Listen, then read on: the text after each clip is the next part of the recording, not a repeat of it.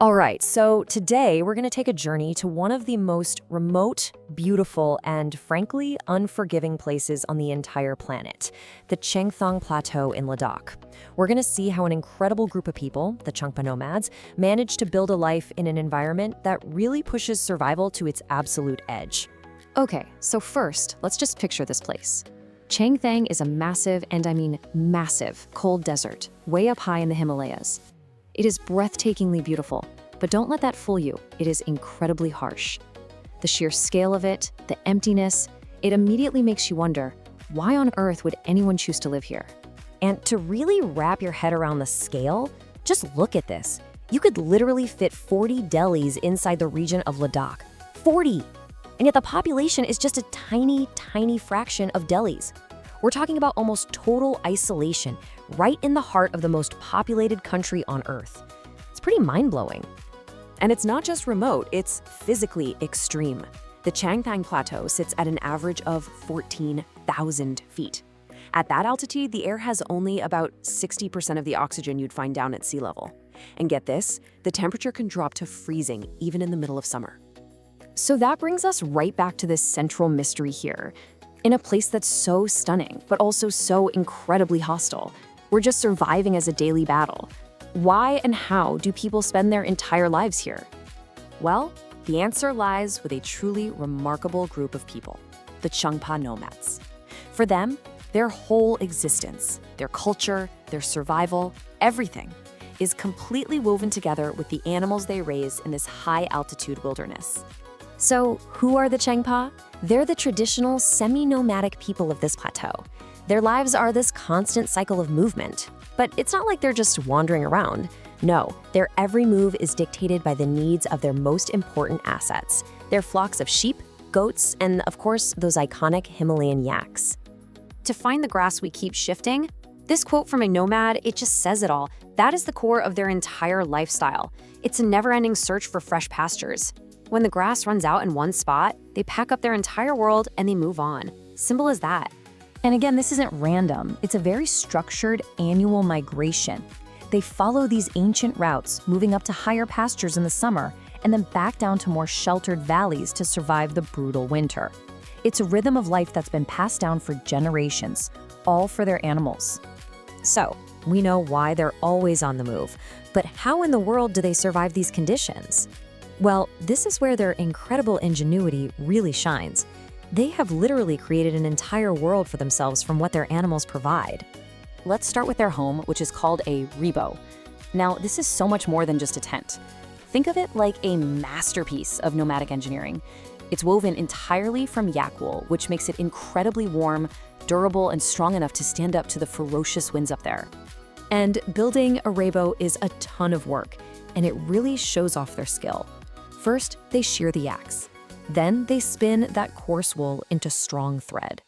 After that, they painstakingly weave it all into these huge, durable sheets, which they stretch over wooden pillars to create these amazing, sturdy, and portable homes. And the rebo is just the beginning. I mean, their animals provide literally everything. Yaks give them milk for butter and cheese, wool for shelter, and even their dung is dried out and used as the main fuel source because, there aren't any trees up there. It's a perfect zero-waste system perfected over centuries. And then their goats and sheep give them more milk, and of course that world-famous, super valuable pashmina wool. Their resourcefulness is just amazing. Check out how they traditionally make butter. They pour yak milk into a sheepskin bag, blow air into it, seal it up, and then they just shake and roll it for about half an hour. That's it. The butter separates. No machines, no electricity, just pure, time-tested knowledge. But as incredible as all this ingenuity is, this life comes at a huge cost. It is a constant, relentless struggle that takes an immense toll, both physically and mentally. This quote, it says it all. The breathtaking beauty of Changthang hides a brutal reality. This is not some romantic, idyllic lifestyle. This is life lived on the very edge, where one wrong move or sudden change in weather can have life or death consequences. To put their struggle into perspective, just think about the distances. A single nomadic family might travel up to 200 kilometers in 1 week. 1 week! That's an unbelievable amount of walking, all while moving your entire camp and hundreds of animals. And on any single day, a herder might walk up to 40 kilometers just guiding their flock. And remember, this is not a stroll in the park. This is a grueling trek at 14,000 feet with 40% less oxygen. And the dangers are constant. To get to better grass, they often have to cross glacial rivers. Can you imagine stepping into water that is just 2 degrees Celsius? That's barely above freezing. It's a beautiful sight for sure, but it is an incredibly dangerous and punishing thing to do. And this brings us to a really poignant final chapter in this story. Because despite their incredible resilience, this ancient way of life is facing a very uncertain future. It's slowly and quietly fading away. The simple truth is that the extreme hardship is just taking its toll. The number of Changpa families choosing to stick with the nomadic tradition is shrinking. The high-altitude grasslands are slowly becoming emptier. And you can see the trend very clearly here. Many are choosing to leave the nomadic life behind. They're drawn to the promise of education, steady jobs, and just an easier existence in cities like Leh. The pull of the modern world is powerful. This final quote, I think, just captures the disconnect perfectly. For a visitor, Chengthong is a place of almost unbelievable beauty.